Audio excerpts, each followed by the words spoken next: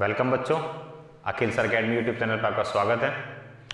इस चैनल पर आपको मैथ्स से रिलेटेड सभी क्लासेस की कक्षाएं चल रही है, जैसे आर्ट्स की से लेकर 12वीं तक की, क्लास 8 से लेकर क्लास 12 तक की, जहां पर आपको पूरी तरह से आपके मैथ्स के जितने भी टॉपिक्स हैं उनको पूरी तरह से सॉल्व करवाया जाता है, पूरी तरह से समझाया जाता है। यदि आपको किसी भी तरह का किसी भी टॉपिक में डाउट हो तो आप कमेंट सेक्शन में लिख सकते हैं। यदि आपको कोई जैसे मान लीजिए आपको क्लास 10th में किसी टॉपिक के बारे में कोई समस्या आ रही है तो आप कमेंट में लिख दीजिए, उस टॉपिक को समझा दिया जाएगा। और यदि ये टॉपिक पहले से समझा दिया गया है और आपका क्लियर नहीं है तो आप वहाँ जाकर क्लियर कर सकते हैं।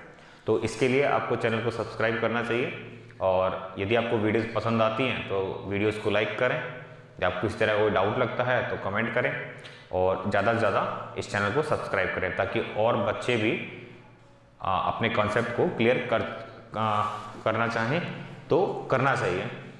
चलिए, तो आज हम पिछले लेक्चर में हमने ये पढ़ा था कि आपके पास में कोई एक्सप्रेशन है, उस एक्सप्रेशन को किसी दूसरे एक्सप्रेशन से आपको डिवाइड करना है, और डिवाइड करने के बाद में आपके पास में रिमाइंडर क्या बच रहा है और आपके पास में क्वोशिएंट क्या आ रहा है। जैसे मान लीजिए आपके पास में जो इक्वेशन थी लास्ट क्लास में हमने जो की थी वो की थी 3x raise to the power 4 minus 4x cube minus 3x minus 1।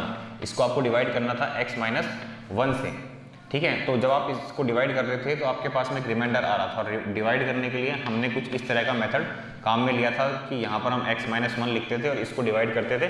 तो ये पूरा आपको डिटेल में मैंने लास्ट लेक्चर में समझा दिया। यदि आपको नहीं समझ में आया है, एक बार में समझ में नहीं आया है, तो आप बार बार इस वीडियो को देखिए, आपको समझ में आएगा। और यदि आपको ये देखना है कि ये वीडियो कहाँ है तो आप बेल आइकन पर क्लिक करके प्लेलिस्ट में जा सकते हैं और वहाँ पर आप चेक कर सकते हैं कि वीडियो कहाँ प्लेलिस्ट में आपको कहाँ मिलेगा। तो आज हम इसमें कुछ नया सीखेंगे। नया क्या सीखेंगे कि हमें ये सारी प्रोसेस नहीं करनी है, हमें केवल ये पता लगाना है कि इसमें रिमाइंडर कितना है, ठीक है। तो रिमाइंडर कितना है मतलब जैसे मान लीजिए आपके पास में नंबर है, एक नंबर है आपके पास में, जैसे मान लीजिए 10, और 10 को आप डिवाइड कर रहे हैं 5 से, ठीक है, या 5 से ना डिवाइड करके आप 4 से डिवाइड कर रहे हैं। तो 4 से डिवाइड करने के बाद में आपके पास में जो क्वोशिएंट आएगा वो आएगा 2, ठीक है। और जो आपके पास में रिमाइंडर आएगा ये आपका क्वोशिएंट हो गया, क्वोशिएंट आपके पास में आ गया 2, और रिमाइंडर जो आएगा आपके पास में वो आएगा आपके पास में 2। तो कहने का मतलब ये है मेरा कि इससे इसको डिवाइड किया ना तभी तो रिमाइंडर आया। यदि आप डिवाइड ही नहीं कर पाते तो रिमाइंडर नहीं आता। यानी कि डिवाइड किया है इसका मतलब है कि ये इसका फैक्टर है, प्रॉपर फैक्टर नहीं है, ठीक है।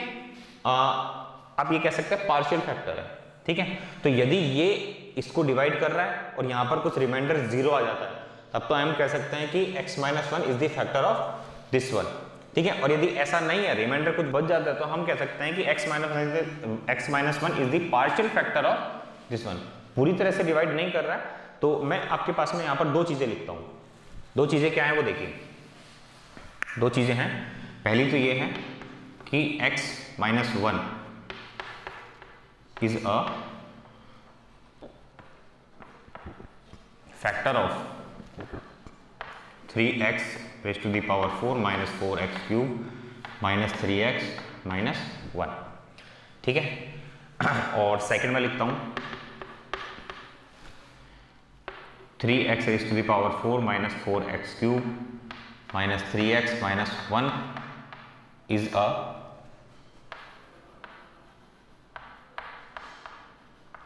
Multiple of x minus 1। ये दोनों बातें जो मैंने दो सेंटेंस यहाँ पर लिखे हैं, इन दोनों सेंटेंस का मतलब एक ही है।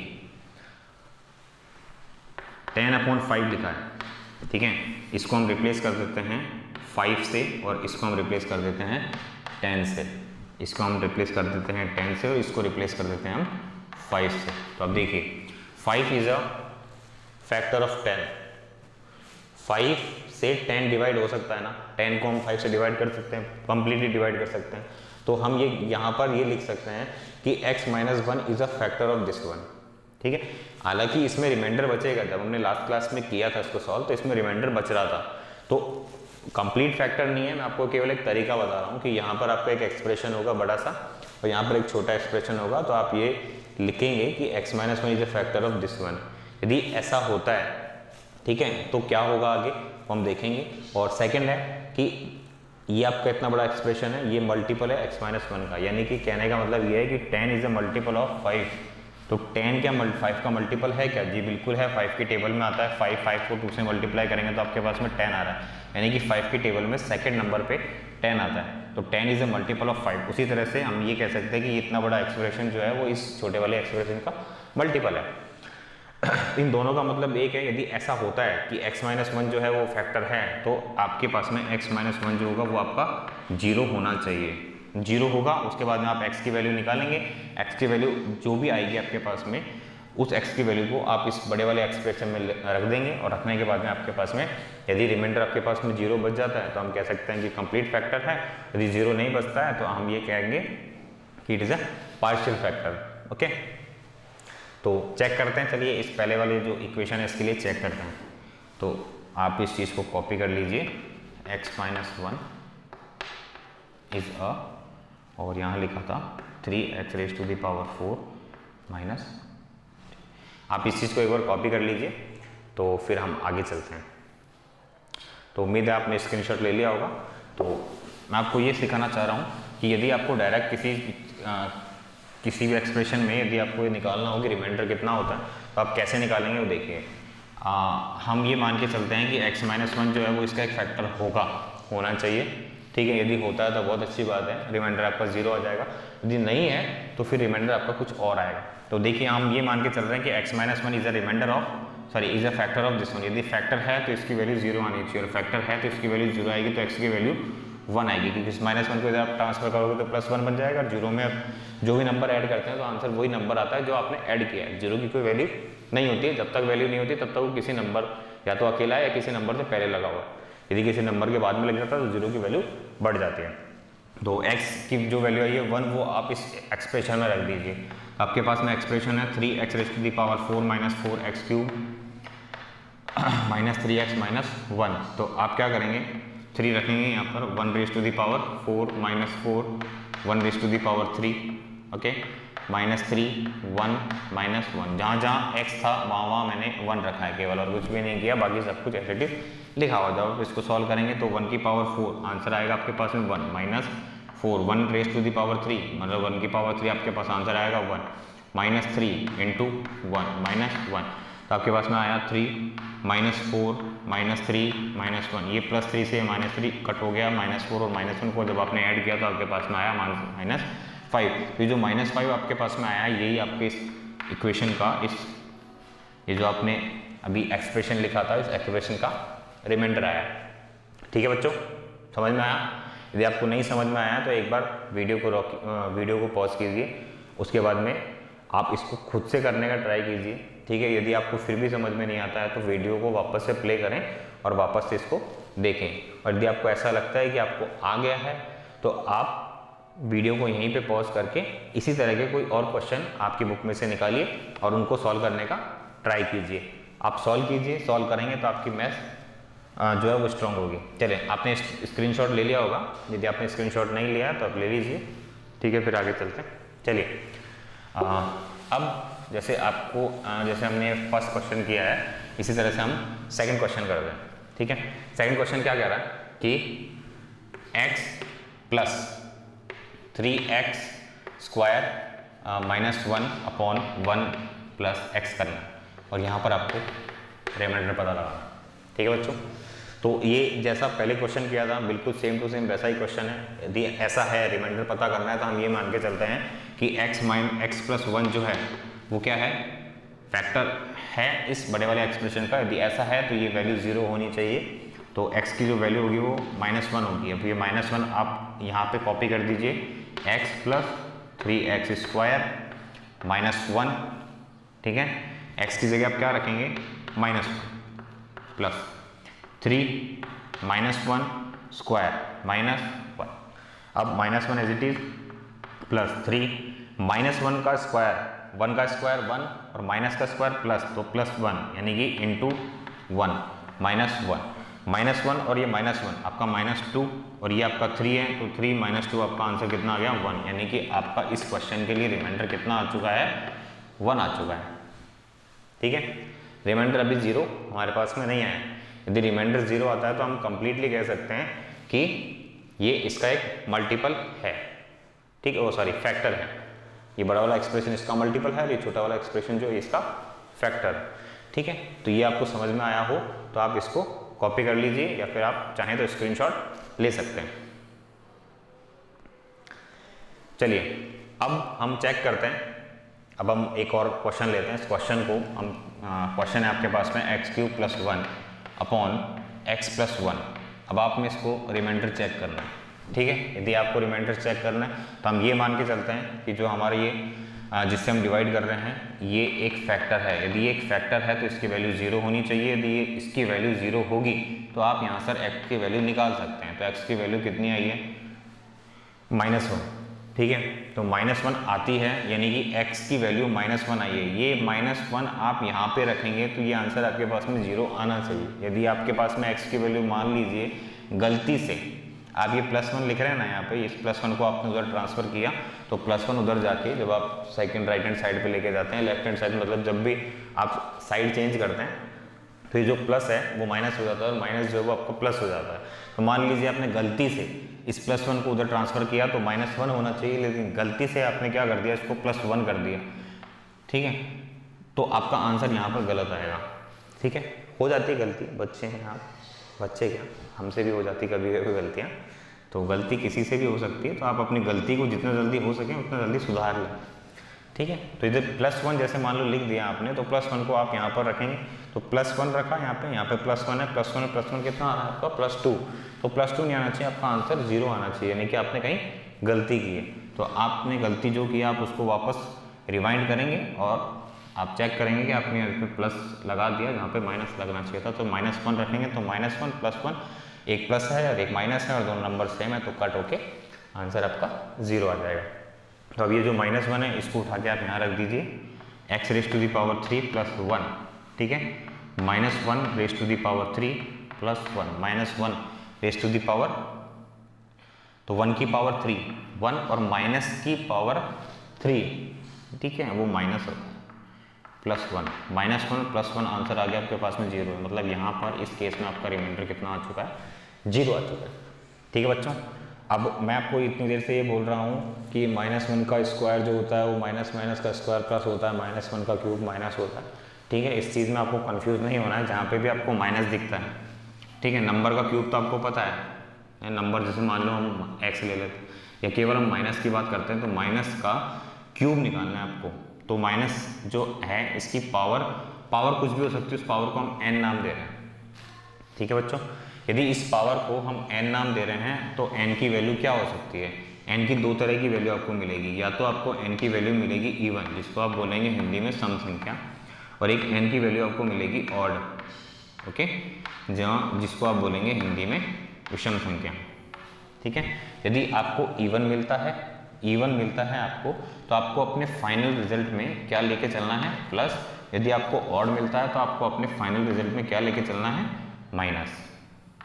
ठीक है बच्चों, यदि आपको n की वैल्यू इवन मिलती है, ठीक है, 2 4 6 8 जो भी नंबर आपका 2 से डिवाइड होता है वो आपका इवन नंबर होता है। यदि आपको इवन नंबर मिलती है तो आप अपने फाइनल आंसर में माइनस को हटा देंगे, उसकी जगह प्लस रख देंगे। यदि आपको ऑड मिलता है अब वो माइनस एज इट इज बना रहेगा। जैसे यहाँ पर इस क्वेश्चन में -1 है तो माइनस को भूल जाओ, नंबर को भूल जाओ, क्योंकि नंबर का तो क्यूब आपको करना पड़ेगा। नंबर जैसे मान लो यहाँ पर 2 आ जाता तो 2 का क्यूब आपको 8 लिखना पड़ता, 3 आ जाता 3 का क्यूब आपको 27 लिखना पड़ता, लेकिन हम तो केवल माइनस की बात कर रहे हैं। तो ये जो माइनस है आपका, इस माइनस की पावर आपको देखनी है 3 आ रही है, तो 3 आपका क्या होता है? ऑड आता है। तो आपका फाइनल आंसर में क्या आएगा? एक माइनस है। तो हमारा 1 का क्यूब तो 1 हो गया और फाइनल आंसर में हमारे क्या ऐड कर दिया? -1 ऐड कर दिया। यहाँ देखिए आप, यहाँ था आपका 1 का स्क्वायर जो है वो 1 ही आता है। ठीक है, और ये जो माइनस है इस माइनस का स्क्वायर करना है। स्क्वायर मतलब यहाँ पर n की वैल्यू कितनी है? 2, और 2 आपका एक इवन नंबर है। इवन नंबर जब भी आता है तो फाइनल रिजल्ट में आपको क्या लिखना होता है? प्लस लिखना होता है। तो फाइनल रिजल्ट में आपने प्लस लिखा, मतलब मैंने यहाँ पे लिखा नहीं है, लेकिन बाय डिफॉल्ट ये प्लस है। ठीक है बच्चों, तो इस चीज़ में आपको कंफ्यूज नहीं होना है। 2 क्वेश्चन हैं, ये सॉल्यूशन आपको समझ में आ गया होगा, तो आप अपनी कॉपी में इसको नोट कर लीजिए और चाहें तो आप स्क्रीनशॉट ले सकते हैं।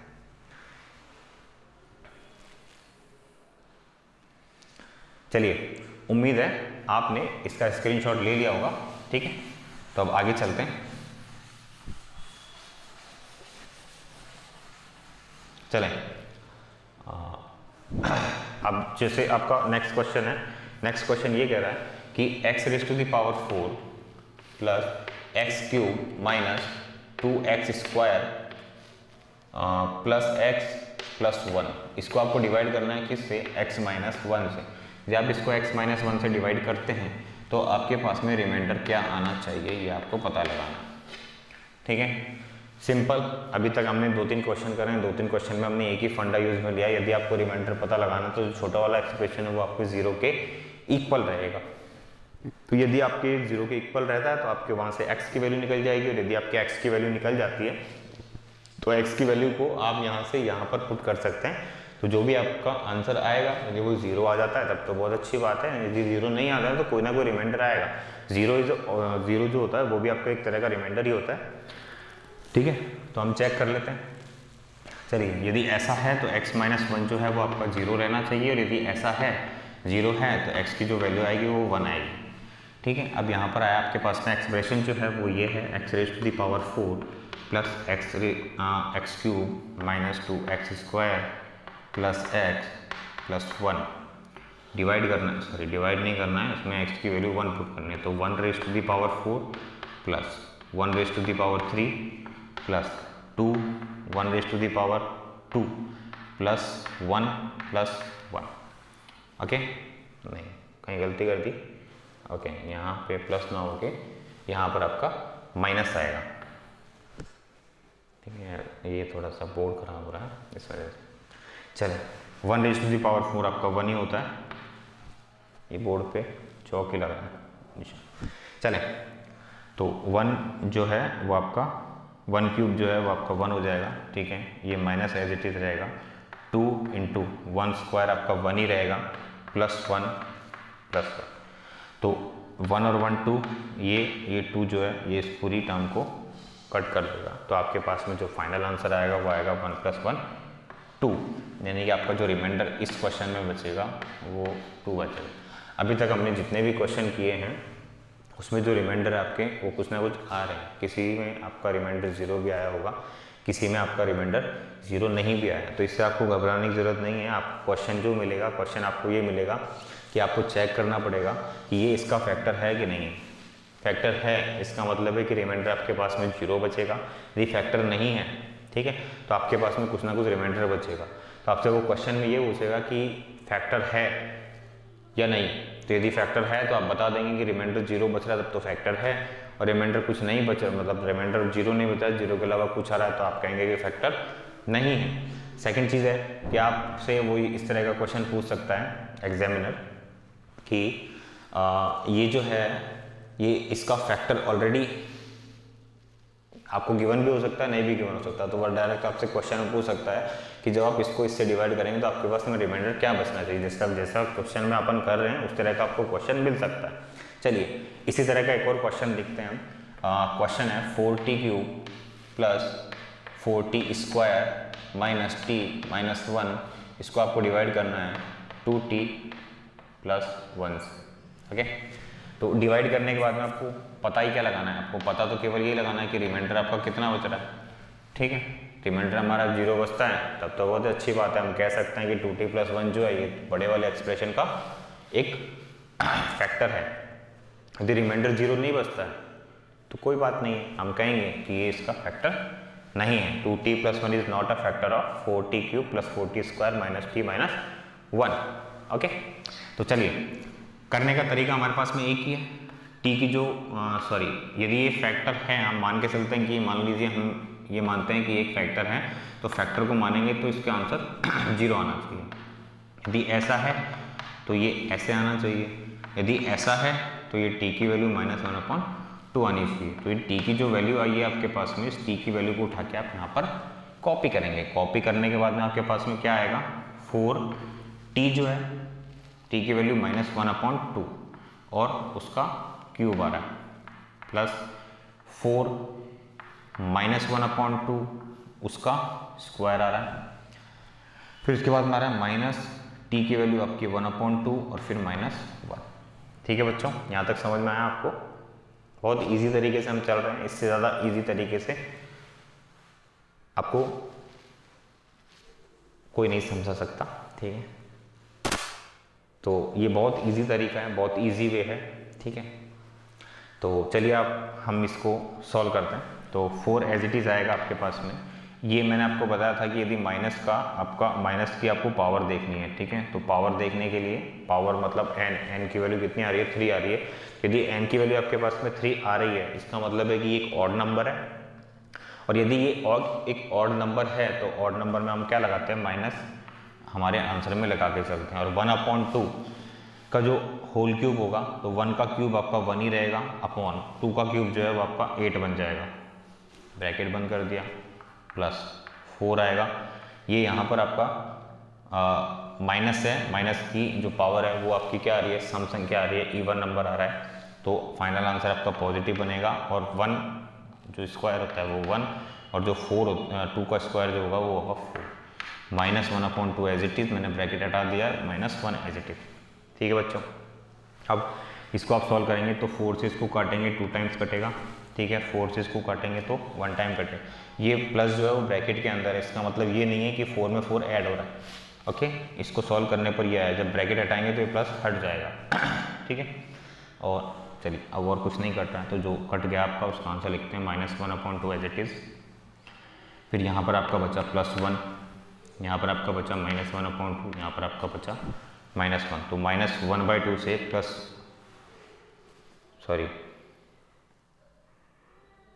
कुछ लिखने में कुछ गलत हो गया क्वेश्चन, चलिए कोई बात नहीं। माइनस +1 आ गया, यहाँ -1/2 आ गया, -1 आ गया। चलिए तो -1/2 से कट नहीं होगा ये, ठीक है। तो -1/2 ये है आपका और -1/2 ये है आपका।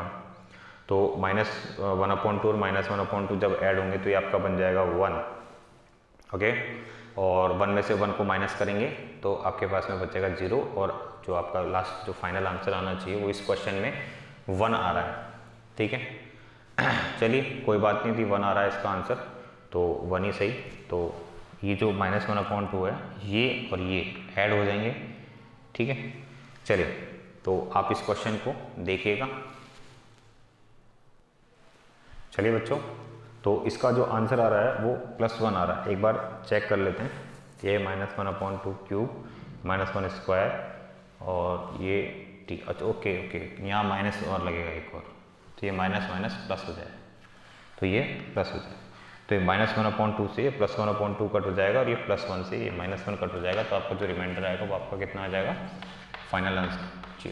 चलिए तो आप इस चीज़ का स्क्रीनशॉट ले लीजिए, ठीक है। आज के लिए इतना रखते हैं। तो यदि आपको वीडियो पसंद आ रही है तो आप वीडियोस को लाइक करें और कमेंट करें यदि आपको किसी तरह का कोई डाउट लगता है, और चैनल को सबसे ज़्यादा से ज़्यादा सब्सक्राइब करें, सबसे ज़्यादा लोगों के पास में शेयर करें, ठीक है, ताकि और भी बच्चे जो हैं वो मैथ सीख सकें। तो चलिए बच्चों, मिलते हैं अगली क्लास में, तब तक के लिए गुड बाय, टेक केयर।